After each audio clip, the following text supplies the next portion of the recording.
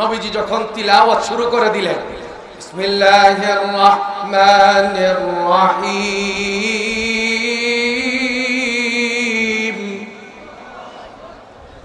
আল হাক্কা মাল হাক্কা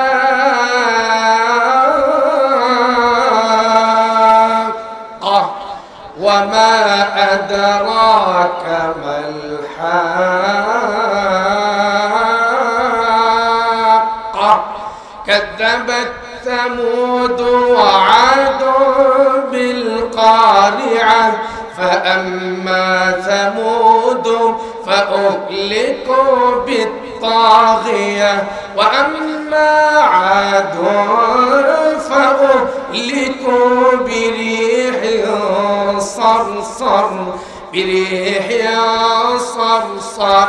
عاتية سخرها عليهم 7 ليال و8 أيام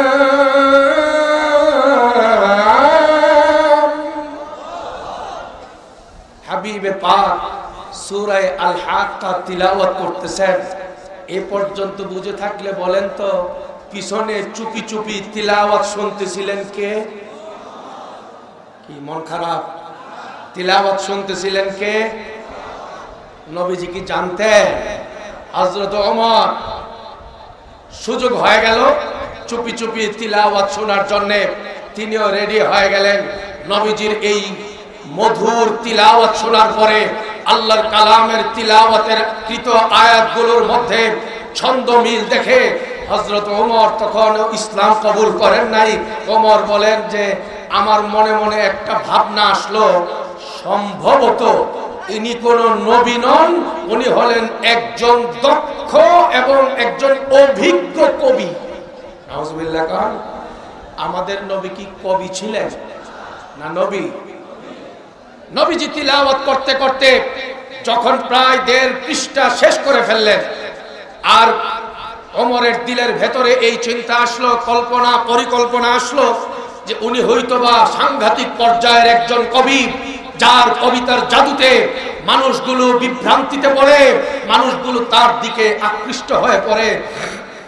এই রকম কল্পনা মনে আসা মাত্র নবীজির তিলাওয়াতের মধ্যে এই আয়াত চলে আসছে, ইন্নাহু লাকাউলু রাসূলিল কারীম ফি কিতাবিম মাকনুন লা ইয়ামাসসুহু ইল্লাল মুতাহহারুন তানজিলুম মির রাব্বিল আলামিন ওয়া মা হুয়া বিকাউলি শাইর قليلا ما تؤمنون।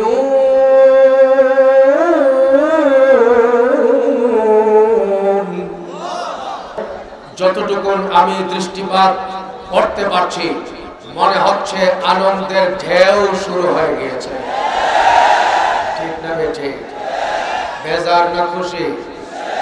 এই মাহফিলের এই স্রোত দেখে আলেম ওলামা খুশি, তাওহীদি জনতা খুশি, টুপিওয়ালা দাড়িওয়ালা খুশি, কালিমাওয়ালা ইমানদার সকলেই আজকে আমি দেখতে পাচ্ছি খুশিতে আত্মহারা।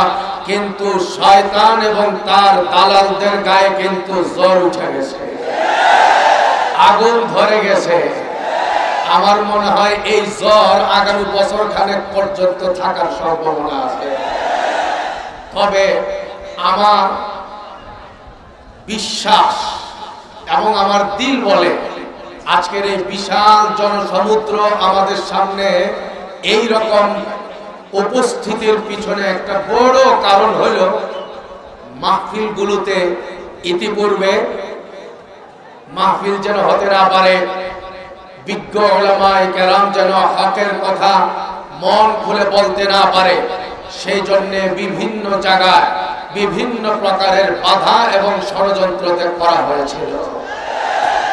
আর এটা ইসলামের ইতিহাস, বাধা যত বেশি হয় ইসলাম তত আগে বাড়ে, বাধা যত বেশি হয় ইসলামের গতি তত আগে বাড়তে থাকে।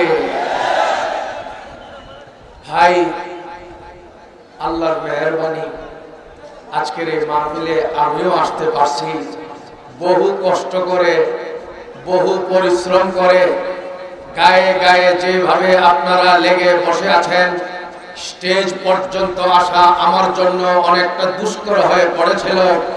এই রকম পরিস্থিতি আজকে আমি যা দেখতে পাচ্ছি, আপনারা যা দেখতে পাচ্ছেন, আমি সারা বিশ্বের যত ইসলাম বিরোধী শক্তি আছে সকলকে জানিয়ে রাখতে চাই, আজকের এই জনসমুদ্র এই কথার দলিল বহন করে, এই দেশে ইসলামই থাকবে, নাস্তিকরা থাকতে পারবে না।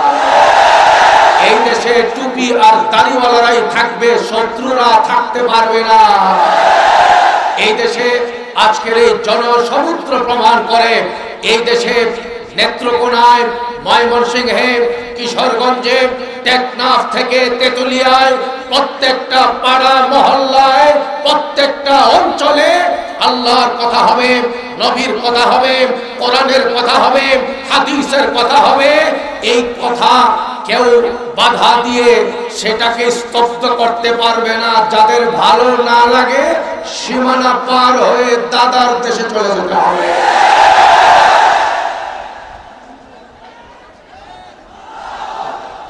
সুতরাং স্লোগান এখন স্লোগান দিয়ে গলা ভেঙে ফেলাইলে ঠকে যাবে। স্লোগানের সময় সামনে আসতেছে, খামাখা গলাটা ভাঙ্গেন না, গলা ঠিক রাখেন।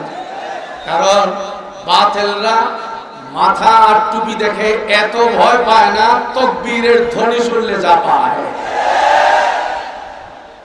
এই ভাই, আজকের এই জায়গায় আপনারা যারা আসতে পারছেন, দিল থেকে ইয়াকিনের সাথে বলেন, কে আছেন?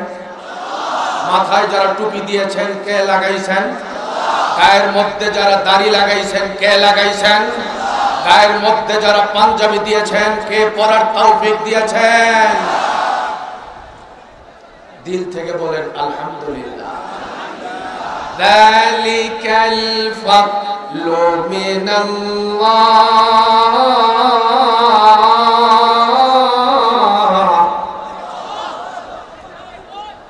আল্লাহ তাআলা বলেন, শোনো, তুমি যদি নামাজ আদায় করতে পারো, আযান হওয়া মাত্র যদি দোকানপাট, ব্যবসা বাণিজ্য, চাকরি বাকরি সবগুলো বন্ধ করে 5 ওয়াক্তের নামাজ মসজিদে গিয়ে আদায় করতে পারো, হাই স্কুলে পড়ো, কলেজে পড়ো, ভার্সিটিতে পড়ো, সরকারি চাকরি করো, পুলিশের চাকরি করো, গোয়েন্দা বিভাগে চাকরি করো, আওয়ামী লীগের রাজনীতি করো, বিএনপির রাজনীতি করো, লাঙ্গলের রাজনীতি করো, তুমি উকিল হয়ে আছো, ব্যারিস্টার হয়ে আছো, জেনারেল শিক্ষার লাইনে তুমি তোমার জিন্দেগি যাপন করছো, কিন্তু যদি মাহফিলের ডাক তুমি শুনতে পাও, কোরআনের ডাক যদিও পুলিশের ভাই আপনি শুনতে পান, কোরআনের ডাক যদি, হাদিসের ডাক যদি অমন্ত্রী এমপি ভাই আপনি যদি শুনতে পান, আপনি যদি ওই কোরআনের পক্ষে কথা বলতে পারেন, হাদিসের পক্ষে কথা বলতে পারেন,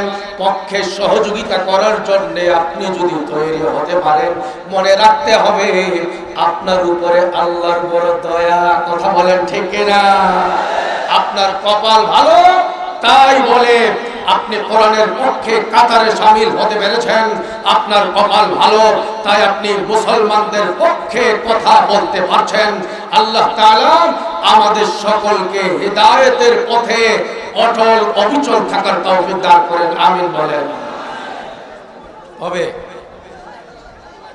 এ ভাই, ये कुरान करीम এটা কার কালাম? বলেন না, আল্লাহর কালাম। এই আল্লাহর কালাম রাসূল পাক সাল্লাল্লাহু আলাইহি ওয়াসাল্লাম মক্কার জমিনেও তিলাওয়াত করেছেন, মদিনার জমিনেও তিলাওয়াত করেছেন, রাস্তায় হাঁটতে হাঁটতেও তিনি তিলাওয়াত করেছেন। এই নবী কাফেরদের সামনেও তিলাওয়াত করেছেন। এই নবী হারাম শরীফে দাঁড়িয়ে দাঁড়িয়ে নামাজেও তিলাওয়াত করেছেন। আমি আপনাদেরকে জিজ্ঞেস করি, নবীর জবান থেকে তিলাওয়াত বের হয়েছে, কিন্তু মক্কার সব কাফেররা কি সেই তিলাওয়াত গ্রহণ করেছে? বোঝা গেল কোরআন কবুল করতে, আল্লাহর উপর ঈমান আনতে, রাসূলের সৈনিক হইতে মাদ্রাসার আলেম আর হাফেজদের পক্ষে কথা বলতে কপাল লাগে। কথা বলেন ঠিক কিনা? সূরা আর-রহমান যখন নাযিল হয়ে গেল, রাসূলুল্লাহ সাল্লাল্লাহু আলাইহি ওয়াসাল্লাম সাহাবায়ে কেরামকে একত্রিত করে লক্ষ্য করে বললেন, ও সাহাবারা, সূরা রহমান নাযিল হয়েছে, তোমাদের মধ্যে এমন কে আছো এই আকর্ষণীয় জাদুময় সূরা আবু জেহেলের মতো ইসলামের চরম শত্রুর কানে নিয়ে শোনায়া দিবা? সাহাবারা নীরব নিস্তব্ধ হয়ে বসে থাকলেন।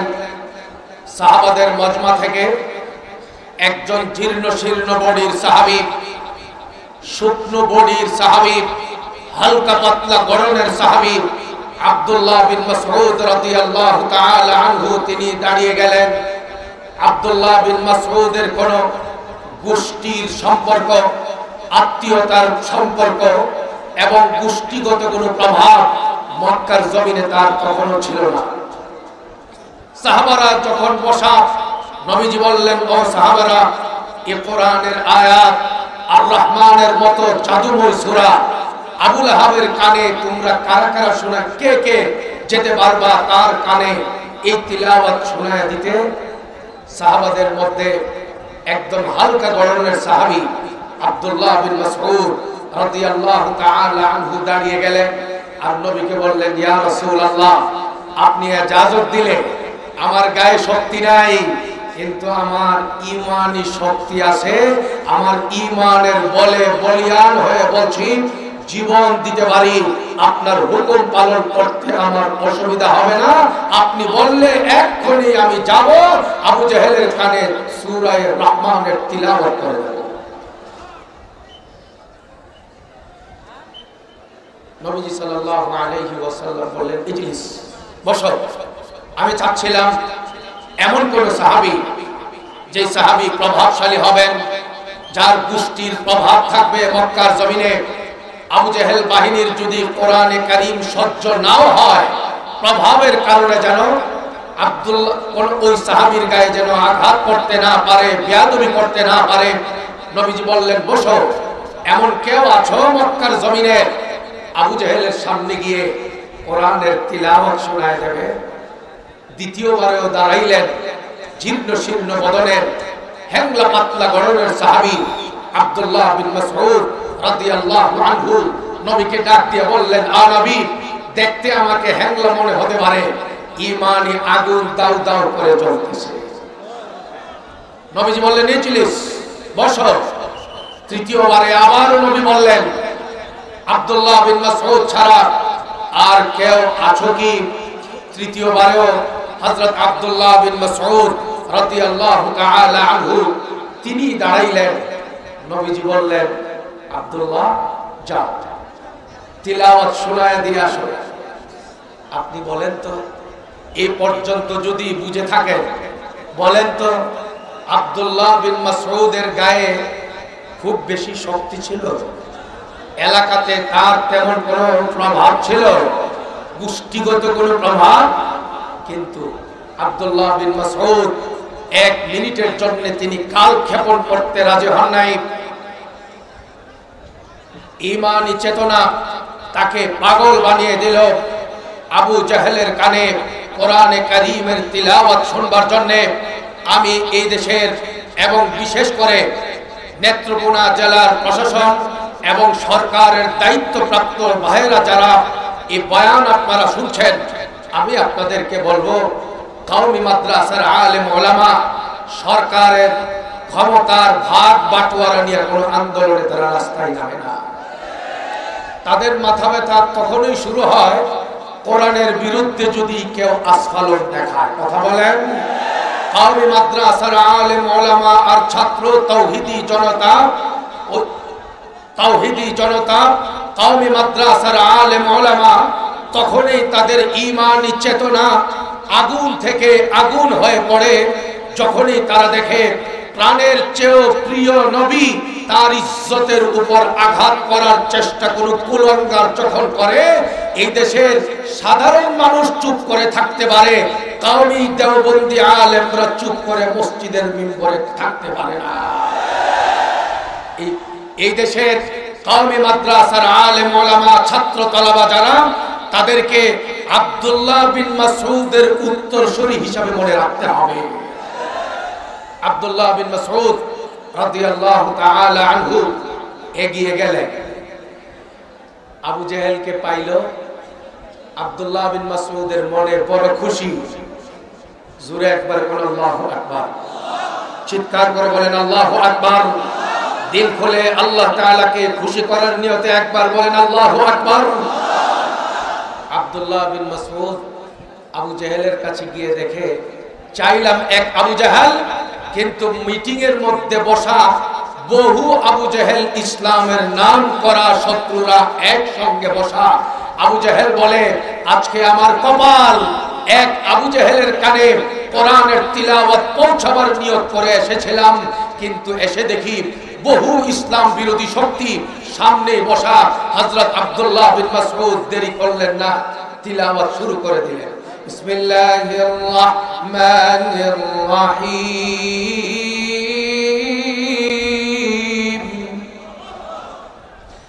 আর রহমান আল্লামাল কুরআন খালাকাল ইনসান আল্লামাহুল বায়ান। হযরত আব্দুল্লাহ বিন মাসউদ সূরা রহমানের তিলাওয়াত যখন তিনি করতে থাকলেন, খুব বেশি আগাইতে পারলেন না। কয়েকটা আয়াত তিলাওয়াত করা মাত্র আবু জেহেল খুশিতে আল্লাহর কালামের তিলাওয়াত বরণ করার কথা ছিল, সহ্য করতে পারে নাই। দিল পচে গিয়েছিল, নষ্ট হয়ে গিয়েছিল। আবু জেহেল ক্ষিপ্ত হয়ে আব্দুল্লাহ বিন মাসউদের কান বরাবর চড় আর থাপ্পড় মেরে পর্দা ফাটিয়ে দিয়েছে। রক্ত ঝরঝর করে পড়া শুরু হয়ে গেছে। এ ভাই, আজকে আব্দুল্লাহ বিন মাসউদের কথা আমি আপনাদের সামনে ইতিহাস, সাহাবীর ইতিহাস আপনাদের সামনে এই জন্য রাখলাম যে আবু জাহেল নবীকে চোখ দিয়ে দেখলো, নবীর বাল্য জীবন দেখলো, নবীর নবুয়তের জীবন দেখলো, নবীর সততার জীবন দেখলো, নবীর আদর্শের জীবন দেখলো, নবীর কালামে পাকের তিলাওয়াত নিজের কান দিয়ে শুনলো। যে আবু জাহেল নবী পাক সাল্লাল্লাহু আলাইহি ওয়াসাল্লামের দাওয়াত নিজের কান দিয়ে শুনলো, সেই আবু জাহেলের ইসলাম কবুল করার কপাল হলো না। ঠিক না ঠিক? আজকে এই কথা বাস্তবে বলতে মনে চায়। আমাদের 92% মুসলমানদের এই দেশে শীতের মৌসুম আসা মাত্র শাইখুল হাদিস আল্লামা মামুনুল হক সাহেব দামাত বারাকাতুহুর মতো শত শত হাজারো দেওবন্দি কওমি উলামা কোরআনের কথা শহরে পৌঁছাবার জন্য, গ্রামে পৌঁছাবার জন্য, ঘরে ঘরে পৌঁছাবার জন্য নিরলস তারা প্রচেষ্টা চালিয়ে গিয়েছেন, চালিয়ে যাচ্ছেন। আল্লাহর মেহেরবানিতে এই মাহফিলের বরকতে বেনামাজি মানুষগুলো নামাজে আসতেছে। কোরআনের বাইরে যারা ছিল কোরআন শোনার জন্য মানুষ পাগল হয়ে এখন মসজিদের দিকে আসতেছে। কথা বলেন ঠিক কিনা? কিন্তু আফসোসের সঙ্গে বলতে হয়, কেন জানি এমনটা আমরা দেখতে পাচ্ছি ইদানিং কিছুদিন যাবত এক শ্রেণীর মানুষ বাংলাদেশে দিন দিন তারা তাদের আওয়াজকে সুস্পষ্ট করে তুলছে। 92% মুসলমানদের দেশে, মাহফিলের দেশে, মাদ্রাসার দেশে, আলেম ওলামাদের দেশে, বুজুর্গানে দ্বীনের দেশে, আল্লাহর ওলিদের দেশে, কওমি মাদ্রাসার দেশে কিভাবে তারা বলতে পারে, কিভাবে তারা শক্তি পায়? টেলিভিশনের পর্দায় তারা বসে, টক শোতে তারা বসে, মুসলমানদের ঘরে তাদের জন্ম, নাম তাদের গায়ে। ভাই যারা প্রজেক্টরের দায়িত্বে আছে অনুগ্রহ করে প্রজেক্টর চালানোর ব্যবস্থা করি। প্রজেক্টর বন্ধ হয়ে গেছে, যে আমরা প্রজেক্টরের দায়িত্ব রয়েছি অনুগ্রহ করে প্রজেক্টর চালিয়ে দিই। আফসোস লাগে, কষ্ট হয়, 92% মুসলমানদের দেশে, আলেম ওলামাদের দেশে, মসজিদ মাদ্রাসার দেশে, বুজুর্গানে দ্বীনের দেশে, যেই দেশে দৈনিক 5 বার নামাজের আযান হওয়া মাত্র লাখো কোটি তাওহীদি জনতা নামাজ আদায় করার জন্য মসজিদে প্রবেশ করে, সেই দেশে ইসলামের বিরুদ্ধে কথা বলার জন্য, কোরআনের বিরুদ্ধে কথা বলার চিন্তা চেতনা নিয়ে এক শ্রেণীর মানুষ তারা তৈরি হয়েছে। আদা জল খেয়ে লেগেছে, ষড়যন্ত্রে তারা বিভোর হয়ে যাচ্ছে। সুযোগ পাইলেই টেলিভিশনের পর্দায় গিয়ে বসে, টক শোতে তারা বসে এই দেশে চুরির ব্যাপারে, ডাকাতির ব্যাপারে, জেনা ব্যভিচারের ব্যাপারে, দুর্নীতির ব্যাপারে, অন্যায় অবিচারের ব্যাপারে তাদের মুখ থেকে কোনো শব্দ আসে না। এই এক শ্রেণীর মিডিয়া কর্মী এবং এক শ্রেণীর নাস্তিক বক্তা এই দেশে তৈরি হয়েছে। সুযোগ পাইলেই টেলিভিশনের পর্দায়, সামাজিক যোগাযোগ মাধ্যমে কোরআনের বিরুদ্ধে কথা বলে, ইসলামের বিরুদ্ধে কথা বলে, আলেমদের বিরুদ্ধে কথা বলে, কওমি মাদ্রাসার বিরুদ্ধে কথা বলে। কথা বলেন ঠিক না বেঠে?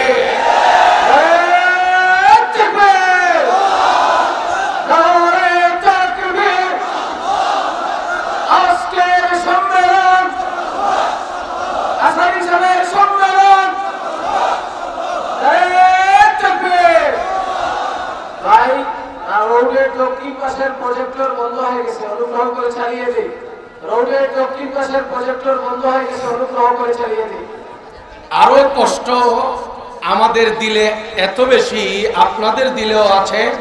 কোন কোন মাহফিলের মধ্যে বক্তাগণ, আলেম ওলামা বয়ান করার জন্য যখন স্টেজে উঠে, স্টেজে উঠার আগেই কিছু কিছু ভদ্রলোক তারা প্রেসক্রিপশন দিতে থাকে, উস্কানিমূলক বক্তব্য দেয়া যাবে না, এই রকম কথা মাহফিলের মধ্যে বলে। তারা মাহফিলের মধ্যে একটা অশান্তি সৃষ্টি করার উপায় তারা করে। কিন্তু আমার ভাবতে অবাক লাগে, আল্লাহর কালামের কথা বলবেন, কোরআনের কথা বলবেন, ইসলামের কথা বলবেন, শাইখুল হাদিস ইবনে শাইখুল হাদিস সাহাবাদের কথা বলবে, ইসলামের সৌন্দর্যের কথা বলবে। এটাকে সহ্য করতে পারে না যারা উস্কানিমূলক বক্তব্য দিয়ে বক্তব্য বলে অপবাদ লাগাতে চায়, তাদের উদ্দেশ্যে বলতে চাই, টেলিভিশনে যারা আলেমদেরকে কালার করার চেষ্টা করে, মাদ্রাসার বিরুদ্ধে যারা বক্তব্য রাখে, ইসলামকে নিয়ে যারা কটূক্তি করে, আপনারা সেখানে গিয়ে বলতে পারেন না যে উস্কানিমূলক কথা বলা যাবে না? টেলিভিশনের পর্দায় যারা ইসলাম নিয়ে, ইসলামের বিরুদ্ধে কথা বলে, কোরআনের বিরুদ্ধে কথা বলে, আলেমদের বিরুদ্ধে কথা বলে, তাদেরকে জামায় আদর করে সরকারের এই দেশের মধ্যে লালন পালন করা হয়। আর মাদ্রাসা আলেম ওলামাদের মাহফিলের মধ্যে এসে আল্লাহর কথা বলতে, কোরআনের কথা বলতে গেলে উত্তেজনামূলক কথা বলা যাবে না, উস্কানিমূলক বক্তব্য দেয়া যাবে না। এই রকম বক্তব্য যারা দেন, মনে রাখতে হবে আপনাদেরকে তাওহীদি জনতা কিন্তু চিহ্নিত করে রাখবে। কথা বলেন ঠিক না? আজকে আমাদের বক্তব্য একটাই, এই দেশে মাহফিলের মধ্যে আল্লাহর কথা হচ্ছে, নবীর কথা হচ্ছে, কোরআনের কথা হচ্ছে, মক্কার কথা হচ্ছে, মদিনাওয়ালার কথা হচ্ছে, জান্নাতের কথা হবে। এই কথা হতেই থাকবে, কেউ এই আওয়াজকে স্তব্ধ করতে পারবে না, এই কণ্ঠকে কেউ রুদ্ধ করতে পারবে না। তবে মনে রাখতে হবে, এই দেশকে বর্তমানে যারা অস্থিতিশীল করতে চাচ্ছে, শান্ত দেশকে অশান্ত করতে চাচ্ছে, তাদের ব্যাপারে আমি বলতে চাই, এর জন্য আওয়ামী লীগের ভাইয়েরা দায়ী নয়, বিএনপির ভাইয়েরা দায়ী নয়, লাঙ্গলের ভাইয়েরা দায়ী নয়, সাধারণ মুসলমানের জন্য দায়ী নয়। শান্ত বাংলাদেশকে অশান্ত করার জন্য একমাত্র শাহরিয়ার কবিরদের মতো নাস্তিকরাই দায়ী। আমাদের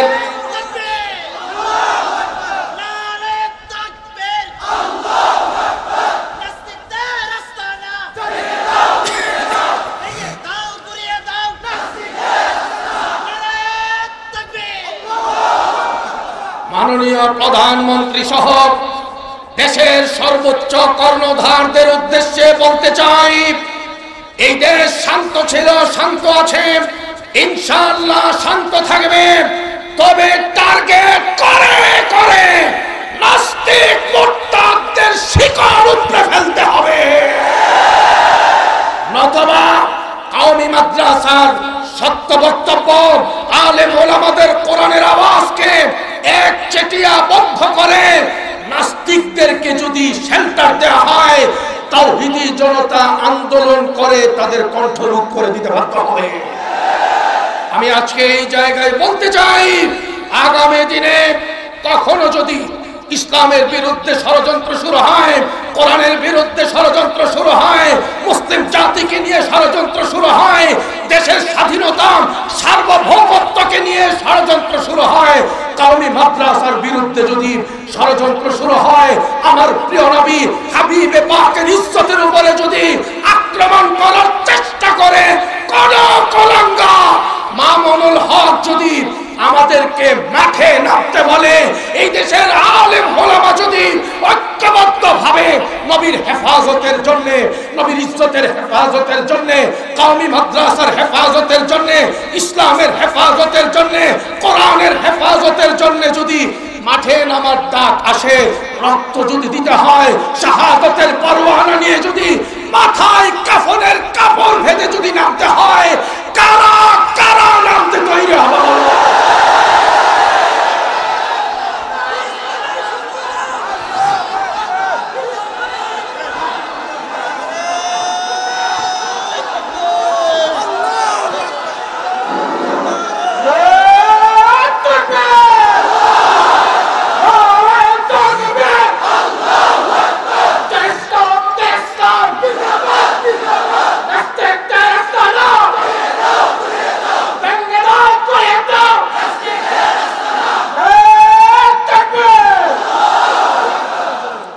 বলছিলাম যে কথা, মাহফিলে আসতে কপাল লাগে, মাহফিলের পক্ষে সহযোগিতা করতে কপাল লাগে। ওমর ফারুক রাদিয়াল্লাহু আনহু তিনি একদিন রাতের বেলায় মনে মনে ভাবলেন, আজকে আমি আমার বাসায় ঘুমাবো না, আমি আমার বাসার বাইরে আমি একটু সময় কাটাবো রাত্রে। সেজন্য হযরত ওমর ফারুক তিনি ঘর থেকে বের হলেন। এরপরে একটু চিন্তা করেই তিনি বাইতুল্লাহ শরীফের হারামের আঙ্গিনায় তিনি সামনে আসলেন। বাইতুল্লাহ শরীফের পর্দার ভেতরে তিনি মাথা ঢোকালেন। হযরত ওমর বলেন, মাথা ঢোকায় দেখি যার তিলাওয়াত আমি শুনতে চাই না, যার উপর আমি ঈমান আনতে চাই না, যাকে আমি এক সেকেন্ডের জন্য সহ্য করতে পারি না, যাকে নবী রাসূল হিসাবে আমি মানতে পারি না, তিনি রাতের আধারে আল্লাহর কালামের তিলাওয়াতে মশগুল আছেন নামাজ অবস্থায়। হযরত ওমর বলেন, যেহেতু সুযোগ হয়ে গেল, চুপি চুপি আমি নামাজের মধ্যে তিলাওয়াত শোনা শুরু করে দিলাম পিছন থেকে। নবীজি যখন তিলাওয়াত শুরু করে দিলেন, বিসমিল্লাহির রহমানির রহিম,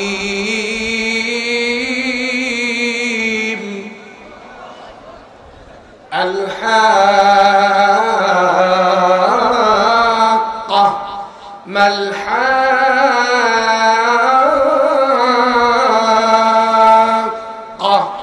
ওয়া মা আদরাকা মাল হাক্কা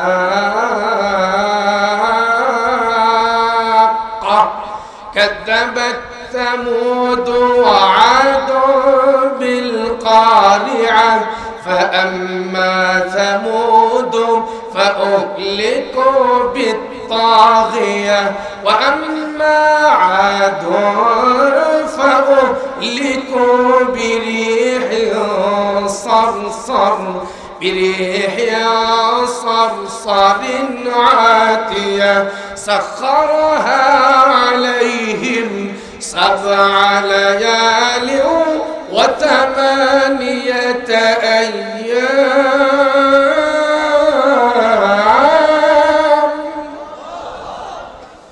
হাবিবে পাক সূরা আল হাক্কা তিলাওয়াত করতেছেন। এ পর্যন্ত বুঝে থাকলে বলেন তো পিছনে চুপি চুপি তিলাওয়াত শুনতেছিলেন কে? কি মন খারাপ? তিলাওয়াত শুনতেছিলেন কে? নবীজি কি জানতেন? হযরত ওমর সুযোগ হয়ে গেল চুপি চুপি তিলাওয়াত শোনার জন্য, তিনিও রেডি হয়ে গেলেন। নবীজির এই মধুর তিলাওয়াত শোনার পরে আল্লাহর কালামের তিলাওয়াতের কৃত আয়াতগুলোর মধ্যে ছন্দ মিল দেখে হযরত ওমর তখন ইসলাম কবুল করেন নাই।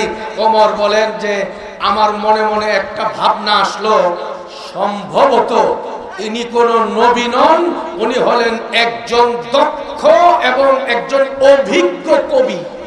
নাউজুবিল্লাহ। কারণ আমাদের নবী কি কবি ছিলেন না নবী? নবীজি তিলাওয়াত করতে করতে যখন প্রায় 1.5 পৃষ্ঠা শেষ করে ফেললেন, আর ওমরের দিলের ভেতরে এই চিন্তা আসলো, পরিকল্পনা আসলো যে উনি হয়তোবা সাংঘাতিক পর্যায়ের একজন কবি, যার কবিতার জাদুতে মানুষগুলো বিভ্রান্তিতে পড়ে, মানুষগুলো তার দিকে আকৃষ্ট হয়ে পড়ে।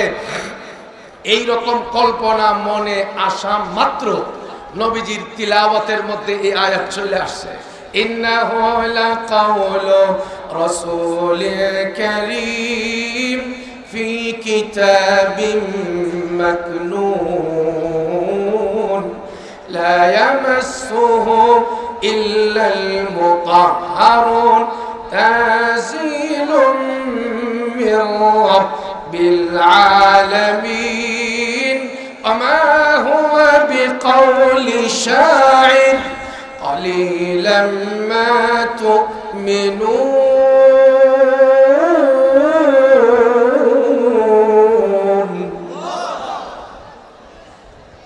ওমরের দিলের ভেতরে এই চিন্তা ছিল, ইনি হয়তোবা কবিতা আবৃত্তিতে খুব পারদর্শী, চমৎকার কবিতা বানাতে পারেন, চমৎকার ভাবে তিনি আবৃত্তি করতে পারেন। সেই চিন্তা দিলে আসা মাত্র নবীর তিলাওয়াতের মধ্যেই জবাব চলে আসলো, ওয়ামা হুয়া বিকাউলি শাইর, ইনি কোন কবি নন এবং তার তিলাওয়াতকৃত আয়াত কোন কবির কবিতা নয়, বরঞ্চ নবী তিলাওয়াতের মধ্যে বলে দিলেন তানজিলুম মির রাব্বিল আলামিন, এই কোরআন নাযিল হয়েছে কার পক্ষ থেকে? কিরে ভাই, কার পক্ষ থেকে? চিৎকার করে বলো, কার পক্ষ থেকে?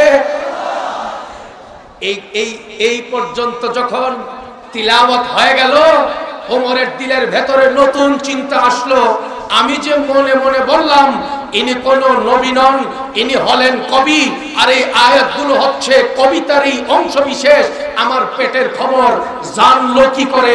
আমি তো প্রকাশ করি নাই, নিশ্চয় উনি একজন জ্যোতিষী আর গণক, অগ্রিম পেটের কথা মনের কথা সব বলে দিতে পারে। আমাদের নবী কি জ্যোতিষী ছিলেন? কথা বলেন। পরের আয়াতের মধ্যে নবীজি তিলাওয়াত শুরু করে দিলেন, ওয়ামা হুয়া বিকাউলি কাহিন কালিলাম মা তাযাক্কারুন তানজিলুম মির রাব্বিল আলামিন। ডাইরেক্ট বলে দিলেন নবীজি, তিলাওয়াতের ভেতরে জবাব এসে গেল। নবীজি জানতেন না, তিলাওয়াতের আয়াতের পরম্পরায় জবাব পেয়ে গেলেন হযরত ওমর। না, এই হচ্ছে আল্লাহর পক্ষ থেকে কালাম। আমাদের পরিষ্কার কথা, আল্লাহর কালামের মোকাবেলা করার ক্ষমতা দুনিয়ার কারো আছে? কোরআনের মোকাবেলা করার ক্ষমতা দুনিয়ার কারো আছে? আমার নবী মক্কার জমিনে কোরআনের তিলাওয়াত শুরু করেছেন। আমার নবী কালিমার দাওয়াত মক্কার জমিন থেকে তিনি শুরু করেছিলেন। দাওয়াত দিয়েছেন তিনি সাধারণ ব্যক্তিদেরকে, দাওয়াত দিয়েছেন তিনি নেতৃস্থানীয় ব্যক্তিদেরকে, দাওয়াত দেওয়ার জন্য তিনি পাহাড়ে চড়েছেন, রাস্তায় দাওয়াত দিয়েছেন, তায়েফের ময়দানে গিয়েছেন। নবীর কোরআনের আকর্ষণে কেউ যেন নবীর কাছে আসতে না পারে, তিলাওয়াতে মুক্ত হয়ে কালিমার ছায়াতলে যেন কেউ আসতে না পারে, মুসলমানদের পাল্লা যেন ভারী হতে না পারে, সেই জন্য আবু জেহেল বাহিনীর দিনরাত ঘুম ছিল না, ষড়যন্ত্রের কোনো কমি ছিল না। অবস্থা বেগতিক দেখে আবু জেহেলদের মাথায় আসলো এই নবীকে আর সামনে আগাতে দেওয়া যায় না, এই নবীকে এখনই শেষ করে দিতে হবে। নাউজুবিল্লাহ বারি। কি বলেন, আমার নবীকে খতম করার ক্ষমতা দুনিয়ার কোন শক্তির ছিল? আসতে বলেন ছিল?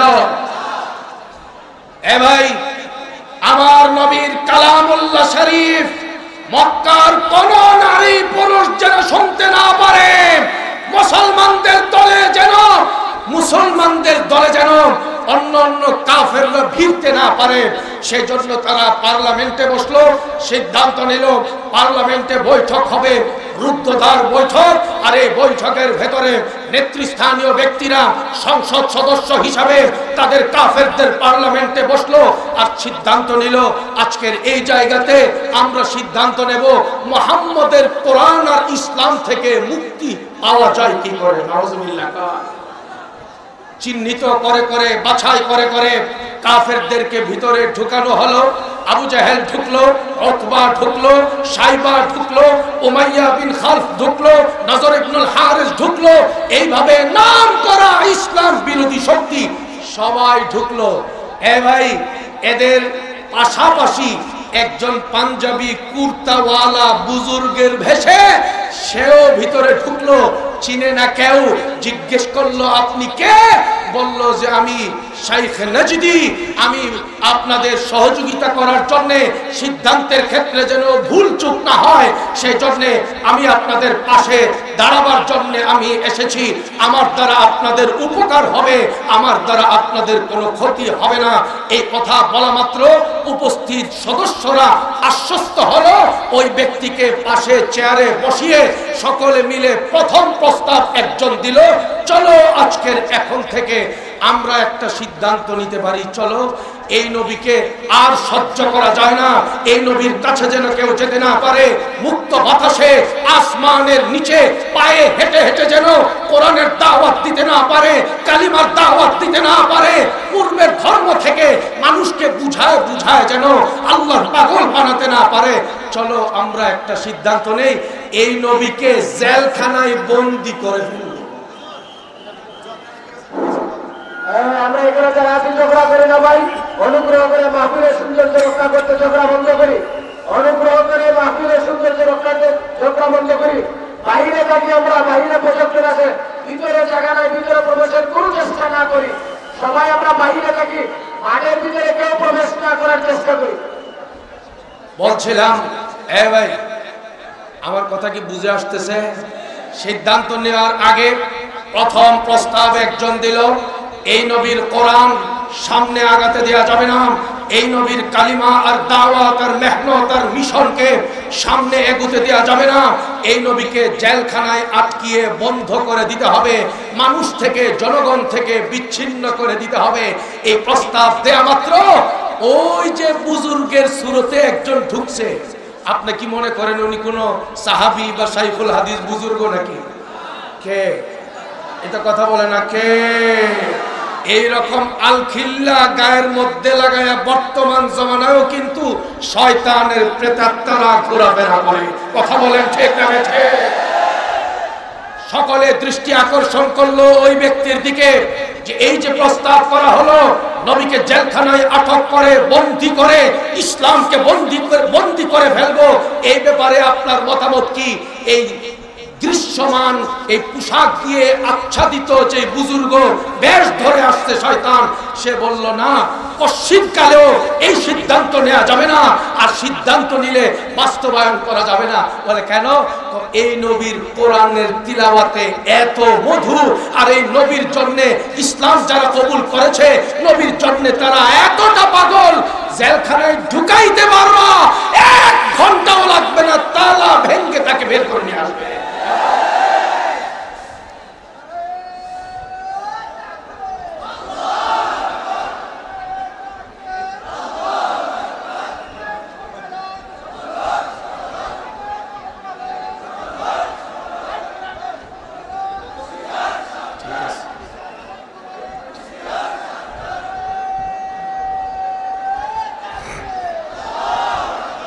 প্রথম প্রস্তাব নাকচ হয়ে গেল। 2 নাম্বার প্রস্তাব আসলো, তাহলে কি করা যায়? দ্বিতীয় প্রস্তাব আসলো, চলো আমরা একটা কাজ করি, এই নবীকে আমরা সকলে মিলে দেশ থেকে আমরা বিতরণ করে দেই, অন্য দেশে গিয়ে যা খুশি তা করো। ওই বুজুর্গ, আসলে কি বুজুর্গ কে?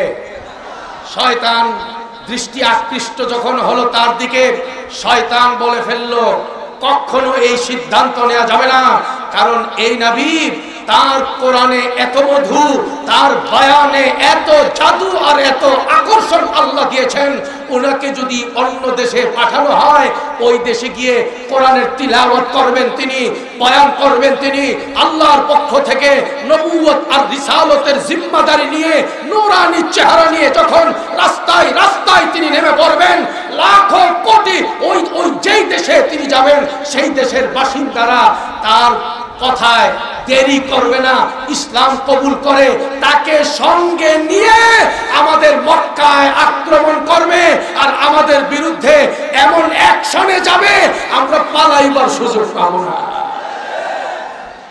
এই কথাটা কি অবাস্তব না বাস্তব?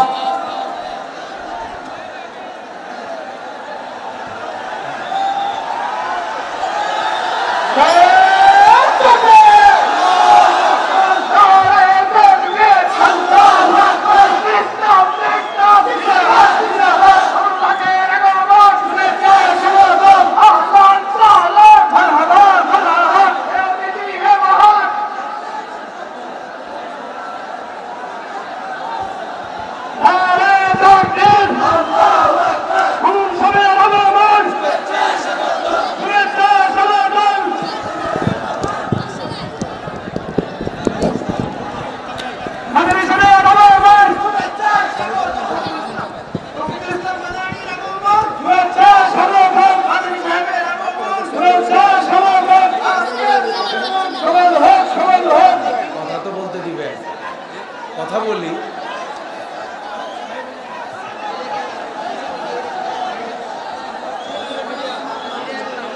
হ্যাঁ, 2 নাম্বার প্রস্তাবের পরে 3 নাম্বার প্রস্তাব আসলো, তাহলে কি করা যায় এই নবী থেকে আমরা মুক্ত হওয়ার জন্য, মক্কার জমিনকে ইসলাম মুক্ত করার জন্য আমাদের করণীয় কি? 3 নাম্বারে আবু জেহেল নামের পাপিষ্ট সে মুখ খুলল আর বলল করণীয় একটাই আছে, এই যে এদিকে করণীয় একটাই আছে, শোনো। আবু জেহেল একটাই প্রস্তাব দিল, চূড়ান্ত প্রস্তাব। সে বলল নবী থেকে যদি মুক্তি পেতে হয়, পরিত্রাণ পেতে হয়, ইসলাম থেকে যদি মক্কাকে মুক্ত করতে হয়, তাহলে এই নবীকে এক সঙ্গে মক্কার সব যুবকদেরকে একত্রিত করে নবীর কল্লা খতম করে মৃত্যুদণ্ড দিয়ে দিতে হবে। নাউজুবিল্লাহ খান।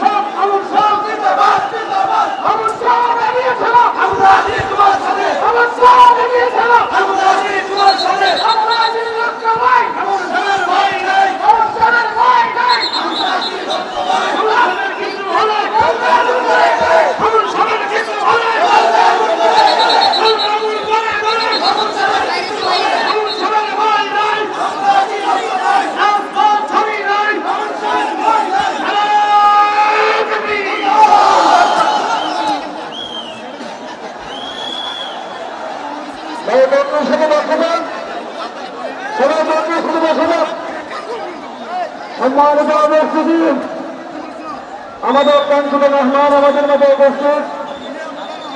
আজকের এই সম্মেলন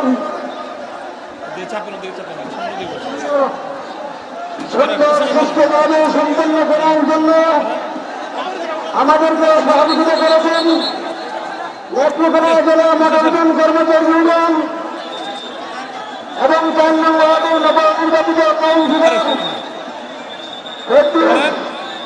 কবির রুবেল সহ জেলার সমস্ত বাইরে আমাদেরকে সহযোগিতা করার জন্য আমরা তাদেরকে মোবারক করতে নাই।